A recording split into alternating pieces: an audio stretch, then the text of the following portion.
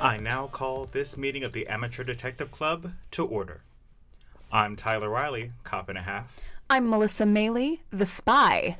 I'm Tristan Miller, the, what did we decide, sexy sleuth? Silly sleuth? Something like that. Something sleuth? I think we just said sleuth, but I don't think we had a... I don't think sexy was. Okay, well, No one approved sexy. I mean, that's fair. This is a family podcast. I am some sort of sleuth? How's that? There we go. Okay. Saucy sleuth. A saucy sleuth. A sausage sleuth? Where did they go? Oh, no. Well, today's show is brought to you by Audible. Audible is offering our listeners a free audiobook with a 30-day trial membership. Just go to audibletrial.com/ADCpod and browse the unmatched selection of audio programs. Download a title for free and start listening. It's that easy. Go to audibletrial.com/ADCpod. And if you need a book to recommend, our next book is going to be Agatha Christie's 3-Act Tragedy. So, what are we discussing today, folks?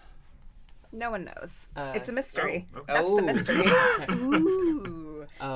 Is it Just kidding, we know it. the third floor flat? I think so. Let me... Yeah, the third floor flat. Third floor flat. Third floor flat. Third floor flat.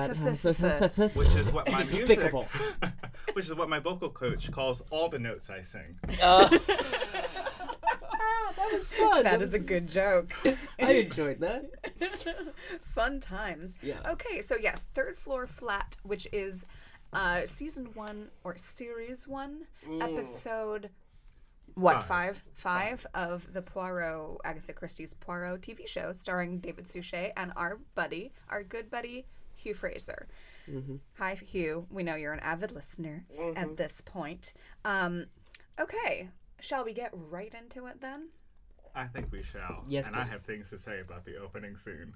Okie doke. I do as well, Okay. I believe. So there are some movers moving a woman into an apartment building that looks kind of like a hotel. It's weird. Yes. It is an odd-shaped apartment building. Yeah. I will give you that. Yeah, it also doesn't, I don't know that much about, I guess, England, but it doesn't look like it's in England to me. But I guess England looks like other places as well sometimes. It is. You know how places look like other places sometimes? What I can tell you, because I've watched a little bit of a documentary about the making of Poirot, it is in England. It is actually just a London flat that they rented out for the entire duration of the series. It's an actual flat. Real people live there. They just rented out an entire floor. That's pretty solid. Yeah, just kind of like the Scrubs Hospital was an actual hospital that was going to close down, and then they just bought for the show. I didn't know that either. Yep. Ooh. Some trivia for y'all. Yeah, not useful, but anyway. Useful to us only. Yep. So, yes, she's moving in. Yeah. And is that what you have stuff to say about, or next? No, when we first see Poirot. Okay. Do you have something before that? No, I have something, I don't know if it's before that, but it was just a comment. I gotta say, there's a lot of, and maybe it's just because things are coded differently nowadays, but man, there are so many seeming lesbians in this show. Oh my god. And I knew you were going to bring it up today. There's so Not many. everyone is a lesbian. Maybe I just want to be a lesbian and that's my own baggage that I'm projecting onto something. I don't know. I literally watched that moment happen. Two women, like, they're showing, like, the movers moving in, and the camera pans up to Poirot's flat. And we see the flats in between. And there are two women dancing visibly in a window. And I was like, they're going to call them lesbians. I know it. And I gotta say, didn't really pay much mind. And then I'm gonna just throw my girlfriend under the bus because she also went, look at the lesbians. And I was like, yes. I'm just willing to yes and any lesbians. That's what I'm gonna, that's my official stance. I mean, we're very supportive of any orientation and Yeah, I guess, whatnot, yeah. So I'm supportive of no one. That's true. You're an equal opportunist dragger. I hardly know her. Let's move on. Ooh, weird. Yeah. Didn't like that either. Let's That just. was that the sound of scissors, Nope. Tristan? Yep. Oh, shuffling something off Sweeping it away. to Sweep it Buffalo. Yep. Musical theater references, I got those for you right Yes. here. Okay, Right so now. we see. I didn't get the lesbian vibe to this one. Fine. Yes. I'm here. Point cup and a half. I'm here alone on Lesbian Island. I understand. Oh no. So Poirot is sneezing under a sheet, and just so everyone's aware, apparently my phone notes auto-corrected Poirot to Poor-or. Poor. Poor-or. He's sneezing under a sheet, and it's ridiculous. Yes. He is completely miserable. He has a cold, and he is frustrated because it's been 3 weeks since his last case. And he discusses with Miss Lemon that he thinks that he's sick because he is not solving crime. Yeah. I mean- felt personally attacked by the portrayal of a man sick. I agree. Is that me? Who knows? So he did have, oh God, it's called Friar's something. Ugh. And you mix that in with like boiling steamed water. Oh, it's to clear up your So sinuses. he has a Oh. sheet or a towel over his head because he's leaning over in front of a bowl of like boiling water to open up his nasal passages. Yes. So it's like a homemade humidifier. Yes. Kind of like a weird neti pot. Yeah. Yeah. Yeah. Uh-huh. Has anyone ever used neti pots? No. I did for the first time. I was so sick over when I was down in North Carolina for Christmas. And it was the first time because I was just so blocked. I was like, just give me the pot. How was It that is experience? so uncomfortable. You feel like you were like not like drowning yourself, but like you're drowning like your brain. Like there's just such an immense pressure up Yeah. there. Drowning your brain. Yeah. It just felt like it was submerged in like even more liquid, but like also colder liquid. It was just it was a bad time until the results came in. Yeah. And then that was helpful. It was for me for just a few minutes. I think I was just too far gone at the point that I had tried it. I'm gonna leave it at that. Sure. I would recommend people give it a try. I have tried it once. And I think I got a neti pot as a weird white elephant gift one year. Okay. Yeah. And it did not work for me. I don't know what happened. I don't know if I did it wrong. I don't know if maybe I was just so stuffed up that just nothing could penetrate. Yeah. Yeah. So now that we've had a good discussion I about haven't used mucus, Well, Today's I episode is brought to you by Neti Pops. I too identified like I recently had a cold and I'm getting over it, and I really there was no moment where I identified more with Poirot than seeing him sick, because he's just so sad. it's true. He's just so pathetic. He's Yeah. a sad little man. What I will say though, is David Suchet's accent work in this episode is fantastic, because oh my gosh, yeah. not only is he doing, but he's also like stuffed up the entire True, time, yes. and it sounds correct. At no point did I go, oh, he's losing the accent. It's really impressive. I Yeah. didn't notice that because it was so good that I just believed he was sick. Yep. So yeah. Very call. good acting. Yes, indeed. Okay, so the new tenant, I just called her new tenant, and then at a point switched Yes, to her well. name, which I think is Mrs. Grant. Her name's Mrs. Grant. For Yes. real? Elizabeth Grant, right? Sure. Let's I go think with so. Yeah. All right, it's not important. As long as we understand, the new tenant slips an envelope under the door of Miss Matthews, who is okay. Here's how it works. Miss Matthews lives on the 4th floor. Give me those schematics. Oh gosh. Okay. So Poirot lives on the 5th floor. Miss Matthews lives on the 4th floor. Yes. And the new tenant, Mrs. Grant, lives on the 3rd floor. Correct. All stacked up on each other. Each one lives right above the other. Yeah. Great. In the B Yeah. apartment. 36B, 46B, 56B. 56. So 56B is Poirot's apartment number. So now we all know. It is. That was very fun. I like that. I don't know.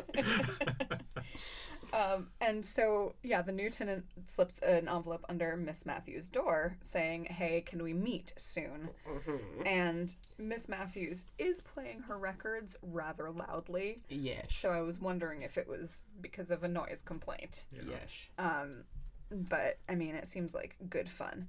Miss Matthews seems very fun. Yes. Like, she has a good time. I don't know. I liked her non-lesbian friend more. Okay. Cool. Yeah. That's fine. Okay, we can all state our opinions. I'm not coming at your choice. I'm just stating mine. There we go. So then we cut back to Poirot. He's all bundled up. I know, and the music in the scene, it's like the Poirot theme, but it's sad. It's so funny. It's like... It's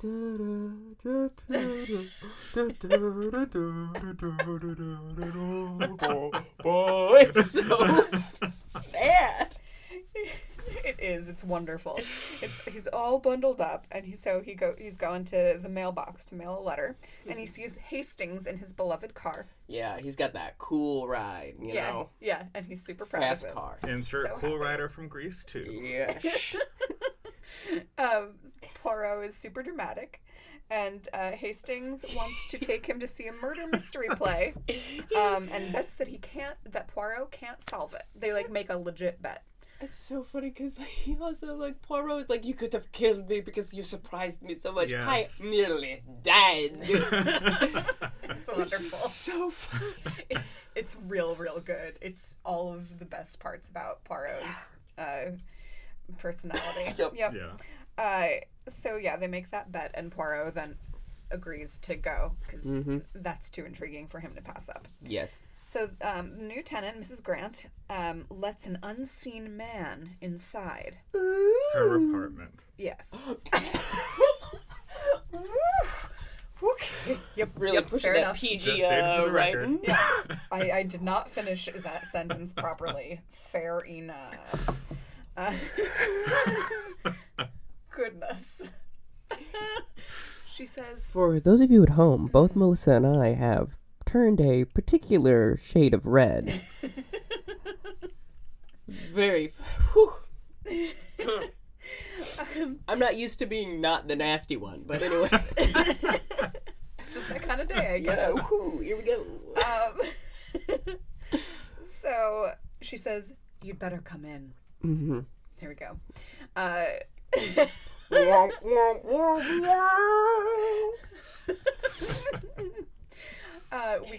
We cut to the play, which is ending the first act. Can I say, Yes, please do. that close-up of that laughing woman scared me so much. Because they cut to the play, but it's this woman laughing and then dying, and it was so frightening because it was too close. The close-up was too close, and it was like Les Mis. Like you could see her uvula move. It was terrible, and I became frightened. But then she died, so there was relief. But it was. I also love every time theater is in any way shown in this play, in this show. It's always the worst acting I've ever seen, and I love it. And it's clearly a choice. Really? It's clearly a choice. Okay. I think. But Tyler, discuss. Just in general, British television, I feel like those TV actors dump so hard on theater actors so much all the time, always. Oh, really? This show, there's a couple of episodes of Midsummer Murder where things revolve around the theater, and again, it's portrayed as theater actors can't act to save their lives. Literally. Ooh. Ooh. That was good. Yeah. Because Yeah. murder mysteries. Yeah. Okay. So, it's funny because I also feel like, I don't know, maybe I'm just generalizing because most of the British actors that I really like are also theater actors. Mm-hmm. So I feel like potentially there's a higher proportion of British actors than American actors who are, either theater actors first or are also theater actors as well as film. So I feel like maybe it's a wink. Yeah. I don't know. Is it a winking thing? It feels very tongue-in-cheek. Yeah. To me, at least. And also, I'll say, some of the... a lot of the acting isn't bad, per se. A lot of it is just stage acting. And when you put stage acting on screen like that, it looks weird. Well, I never. Like, that close-up it would have been fine on stage had she been laughing and then died. But since it was like a close-up, I'm doing a thing with my hands that you guys can't see. He's voguing. I'm voguing, essentially, which is where the framing was. Okay, I can see your point. Yeah. Yes, we're going to intermission, and everyone's in tuxes and evening dresses, and it's great. Poirot predicts the murderer, and Through a piece of paper. Yeah, right? writes it down on a piece of paper on the... It's not called a bulletin, what's program on its program. Yes, and hands it to Hastings to say, open this and see if I'm right after the show's over. Yes. Miss Matthews also happens to be at the theater with her friend, her lady friend, and then 2 gentlemen friends. Mm-hmm. Tristan reacted when I said lady friend. Yeah.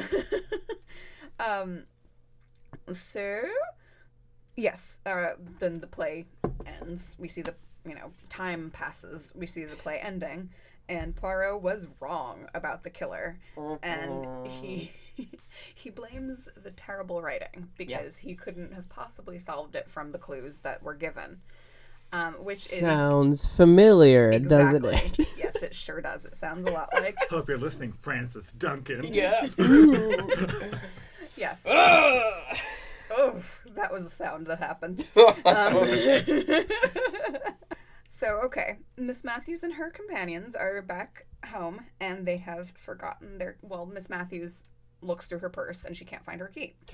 So, they work out a plan to get into the apartment, which involves... It's not a dumbwaiter, but essentially a dumbwaiter. Mm-hmm. This pulley system that you drop your waste... empty your dustbins into this shaft. Okay.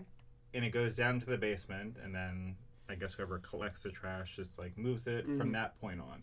Basically, so there's an entry, chute, right? Yeah. So there's an entry point in the basement by which there is a platform by which you can stand on and kind of pull the rope and pulley yourself up. Mm-hmm. Much like in Harriet the Spy, the 1994 film. Oh. Sure. Ish. Yeah. So they do that. The 2 gentlemen go down there because that's another entry point into the house, and you don't need a key because you're going up a garbage chute. That sounds extremely dangerous. It is. Let me tell you from personal experience. It's also dark chutes? And frightening. Mm-hmm. So they arrive at what they believe to be the correct floor. Meanwhile, I should say, Poirot and Hastings are upstairs discussing the play when they hear noises coming out of the garbage chute. Yeah. And Poirot is like, it is way too late for people to be emptying their dustbins. Get it together, neighbors and friends. Mm-hmm. I mean, I always have a very specific time when I empty my garbage. I always do it, before sundown. Mm-hmm. It makes sense. Otherwise, the garbage turns into people, and then you must kill the people and then put them in the garbage, and then you have too much garbage for the next day. Exactly. That's why I wait. Yeah. I've learned to enjoy it at this point. The hunt, the most dangerous game, man. So Poirot hears the gentleman telling the and then hears them telling the ladies that. Oh, I didn't say the thing that happened. Mm-hmm. Oh. Let's start with it. Is it? So the gentlemen go into the apartment. Mm-hmm. And they are accidentally in the apartment below Miss Matthews' apartment. Mm-hmm. And they find a dead body. It's the new tenant, Mrs. Grant. Aww. Of course they do. Oh, no, he didn't. Yeah, he did. Of course he did. Oh boy.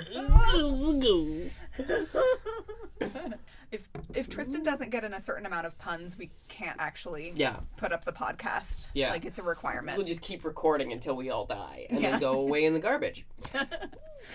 Yep. We shall rise again.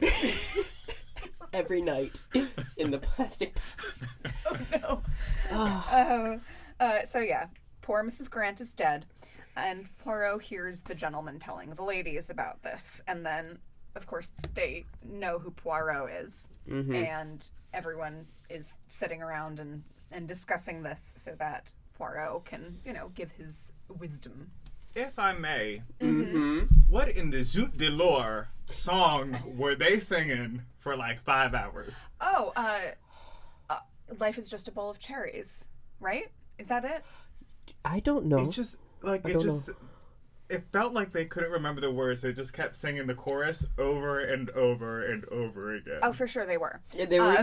Oh my god. Also, a side note, I'm pretty sure all 4 of these partiers are super drunk.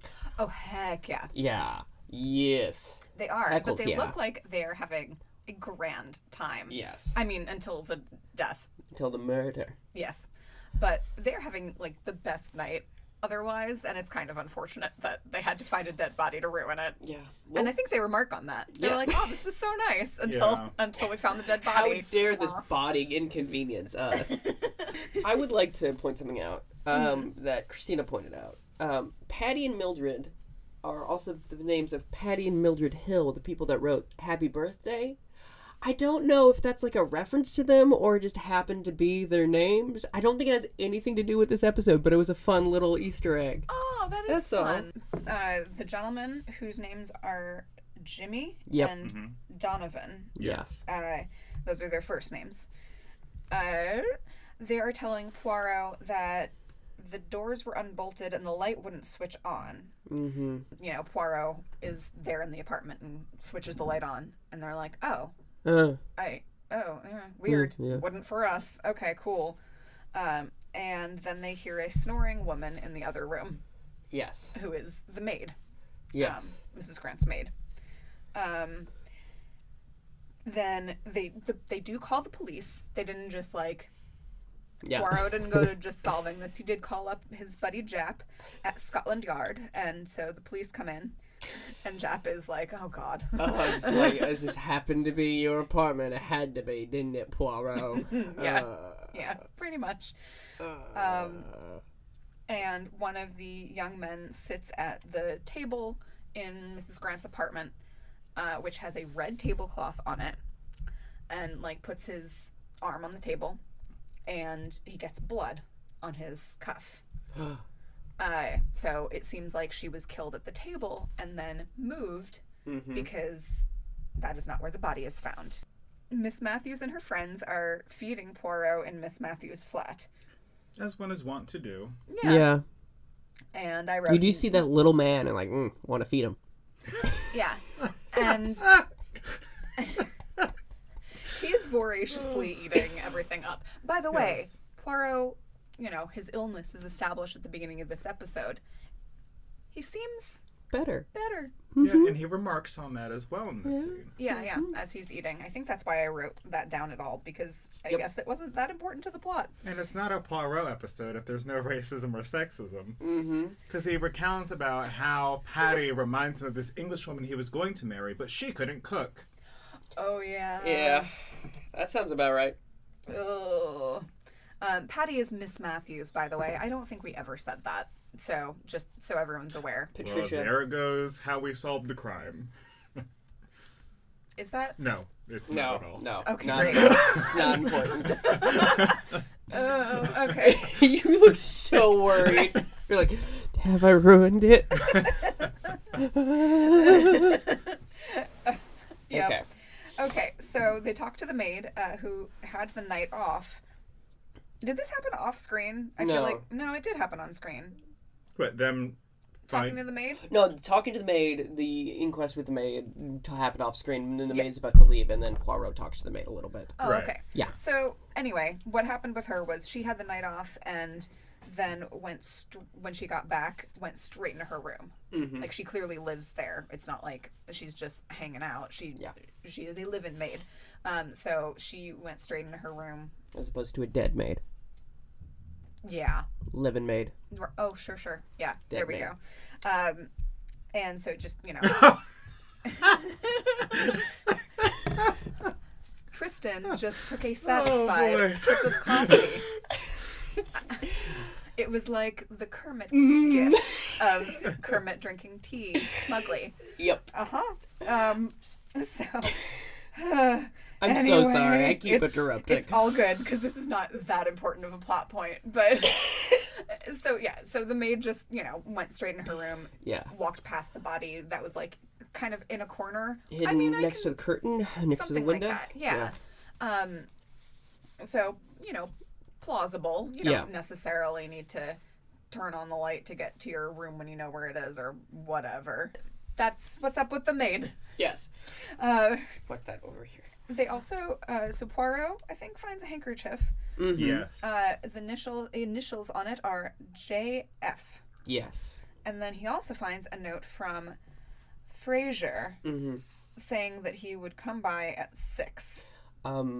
A Jap finds it and presents it to Poirot. Oh. And Jap is like, I reckon it's John Fraser. We find him, we find the murderer. Done and dusted. No worries about it. That's not obvious at all and not planted in the slightest. I mean, my goodness, Jap. Like, really? How? So this is some bad detective work. Like, on Scotland Yard's part. Yeah. Or just detective is just like, you know what? It's late. I want to call it a night. Yeah, sure. that's Here's this thing. That's what I get the vibe I of. don't care who goes to jail, but somebody go. I will also say this. Jap does feel like once Poirot is in, like, the mix, it feels like he's like, I'm not gonna even, like, it's fine. Like, he's gonna do whatever Poirot's gonna do. I don't have to do any more work. Yeah. It kind of feels like I'm just gonna, like, he's gonna do whatever he's gonna do anyway. It's fine. This weird little man that you want to feed.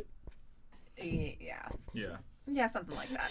Anywho, so there comes a point where Poirot is with the two gentlemen, Jimmy and Donovan, and he is rooting around in like the little trash can that's in Mrs. Grant's flat, and he finds a little bottle, and he hands it to Donovan Bailey, who sniffs the bottle and passes the F out. As Poirot lets off a string of French words. Yep. I also love that he just calls him stupid to his face, which is so... Whew. Here, have this bottle. Guy sniffs it. What are you even doing? How could you possibly be so dumb as to sniff this bottle I just handed you to sniff? Admittedly, he does open it up, and but yes, still. Yeah, still. It's very fun. And then, eventually the young man comes to, and they, get him resting. Up in Poirot's flat. Also, he sends Jimmy to grab some brandy to help soothe his nerves when he wakes up. Yeah. So then Poirot starts chatting with Jimmy, and I don't know why I wrote this down, but I thought it might be important, and maybe it was, and I just didn't notice why. Poirot cleans a glass and says that he now knows everything. Yes. He does clean that glass. Nothing comes of it. Yeah. He just likes to be tidy. Well, he has been sick, so maybe when he handled the glass, he just wanted to wash it. Yeah. Get rid of the germs. I have to disinfect this. But just to let you behind the curtain of my note-taking process, because sometimes that kind of thing is super important. Yeah. Yep. This time, it was not. Yes. So Poirot tells Jimmy that the note was planted, and that Poirot says Donovan stole the key out of Miss Matthews' purse. So Poirot had planted that little vial of, I don't know, what's the thing that makes you pass out? It's not chloroform. It was something. Again, some of an E. Yeah. Ethyl something? Yeah. Some Ethel Merman. It was abstract Ethel Merman. of Ethel Merman. Yep. Oh, what a fit! But yeah, anyway, he planted that so that they could get Jimmy, kind of not out of the way. Donovan. Like dead out of the way, but like out of the way. Oh, Donovan. Yeah, sorry, not Jimmy. It's okay. He's chatting with Jimmy. Okay, so at some point we find out that Donovan Bailey and Patty Matthews are engaged. Yes. Yeah. But apparently Jimmy has a thing for Patty as well. Yes, he So- does. Yeah. Poirot was like, well, if you want to help her, then I feel like, come along with me on this journey that I'm about to take you on. Yeah.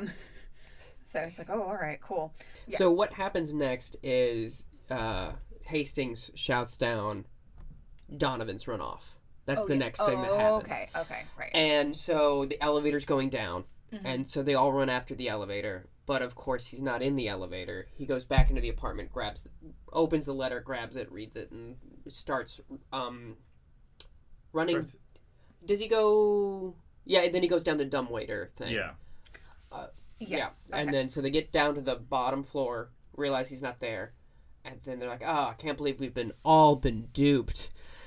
And then they hear the sound. And Yeah. they're like, what was the basement? Yep. And then everyone runs downstairs except for Hastings, who runs outside. To make sure his car is okay. Yes. Oh, right. Okay.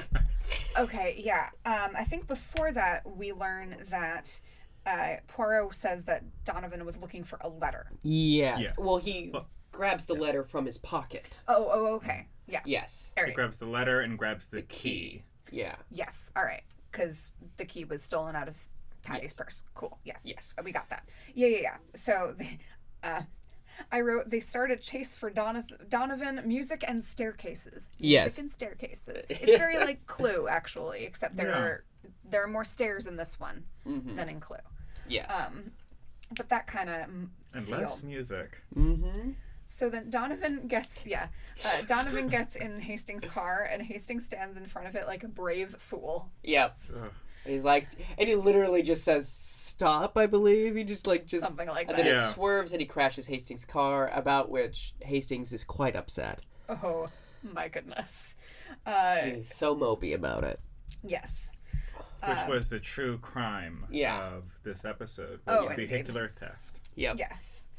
All about that GTA. Mm-hmm. So we've got some big reveals coming up. Should we take a short ad break? Yes. I guess. Hey everybody, it's Tristan, the Super Sleuth. I think I'm gonna go with Super Sleuth. I think that makes the most sense. I'm here to talk to you today about a few things. One, we are on the Scavengers Network, so go to scavengersnetwork.com and check out all their good content there, including a couple of excellent podcasts such as Spooky Spouses and Historical Hotties, on which both Melissa and I have been... that's proper grammar. Also, you can go to our Patreon to support us there. We're trying to upgrade our mic equipment, so we all have our own mics. Right now, Tyler and Melissa are sharing one.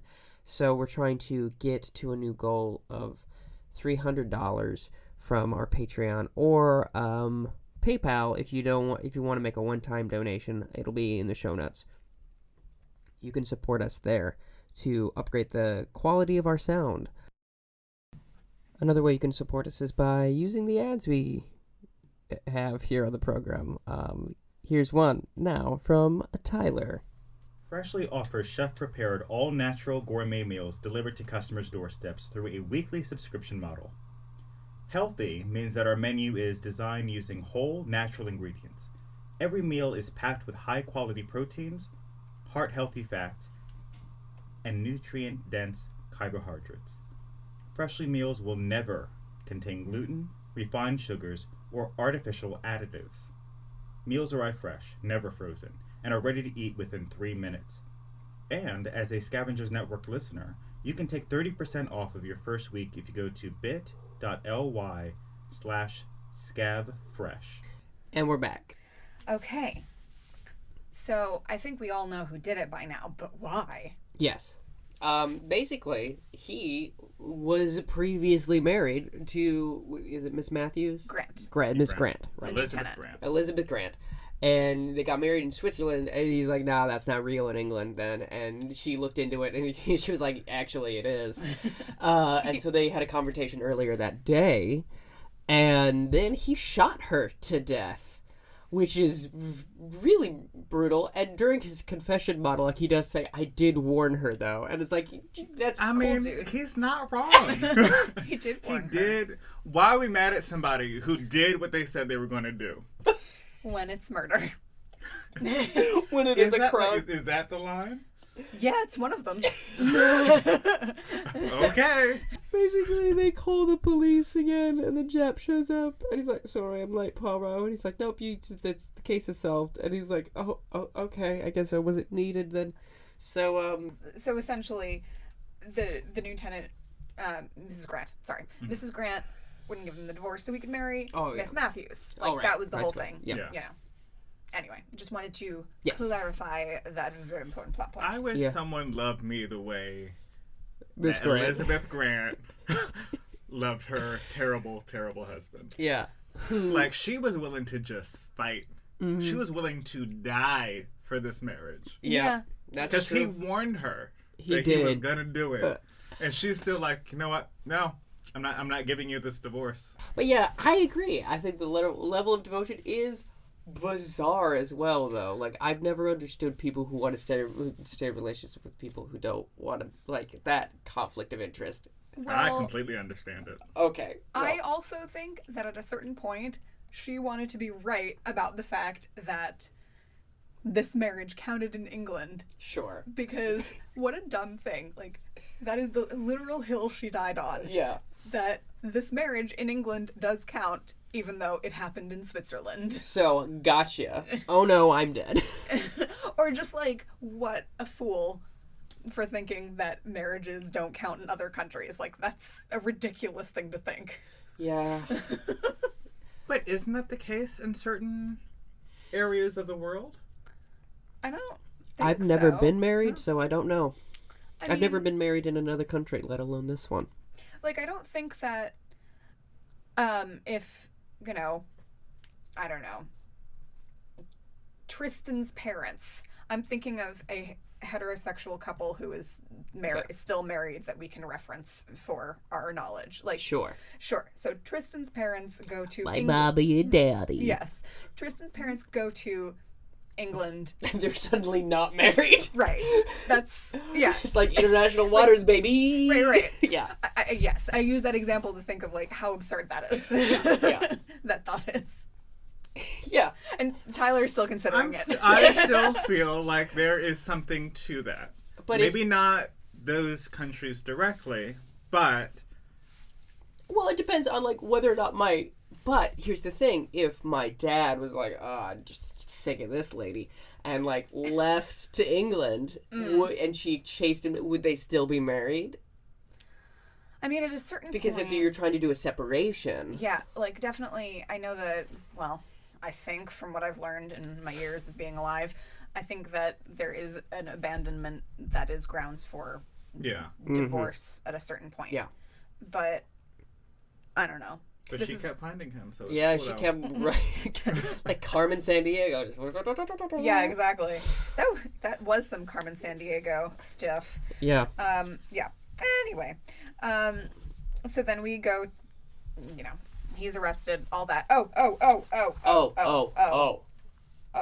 Oh. So Poirot encourages Jimmy to go and comfort the woman whose boyfriend just murdered his estranged wife, Yeah.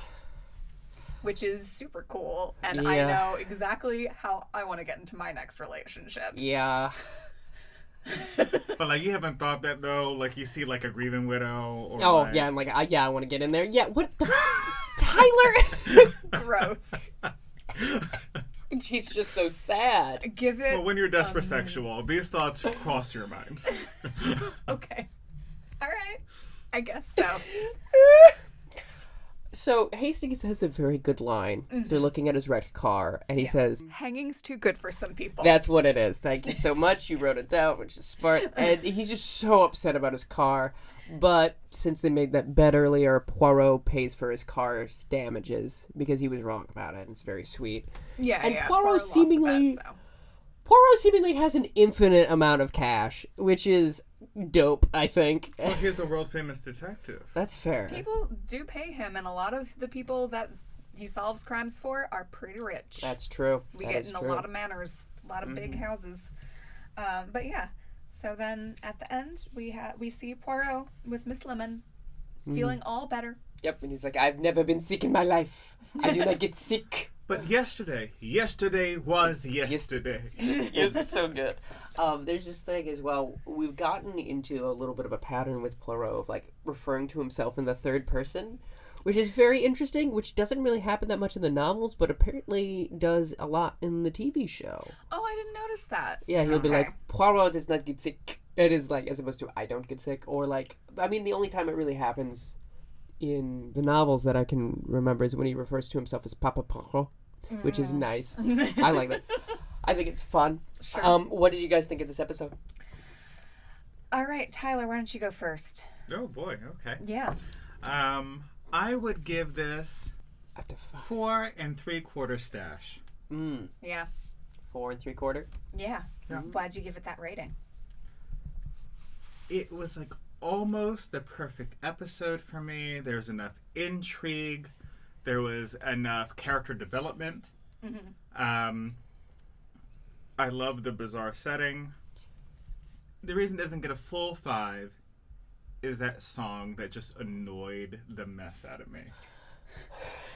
Wow. All right. I did not enjoy that. So I am gonna give this one a 4.5 out of 5 because I thought it was pretty darn great. I'm reserving my half stash for, I don't know, something that just blows my mind. But it was, I enjoyed it heartily. Would recommend. Good times. Yeah, I would say about a 4.5 as well. Just for keeping that extra half for like when it's like, oh wow, I'm gonna watch this episode again. Yeah. Yeah. I really liked it, and the level of sexism and racism was less than Yeah. most episodes. It was nice. Yeah. It was nice. Nice little reprieve. Yeah, like It's so nice when we don't have to have in-depth discussions about sexism and racism on our comedy podcast. Wait till we get to the blackface episode. Is there one? I'm just kidding. okay. God. It's like I say I'm kidding, but we'll like, see. it- We'll see. see. I'm sure. He's like, oh boy. Poirot goes back in time. Oh no. Do-do-do-do-do-do. Well, this is the 1930s. Ah. Oh, yikes. Bad. I'm. What a note to go out on, Tyler. Yeah. Well, okay, well, then I can say this then. And I'm sure we'll talk about it on the next episode as well. That the play that they are viewing in this episode Yeah. is the basis of the next story we are going to read What? or listen to. Oh, that's fun. Oh, the 3-act tragedy? Yeah. Cool. Oh, that's fun. Boom. Note So, dropped. all right, because I remember Let me just pick up this note. what happened. I remember what happened. Says that. So now Yeah. I wonder if that is what happened. Okay. So I'm glad we didn't spoil the plot of the play that they saw because that might have spoiled the plot for us when we listened to it. Oh well. Maybe. We'll see. Maybe. Yeah. We'll see. Cool. I now call the adjournment of the Amateur Detective Club. Gavel sound.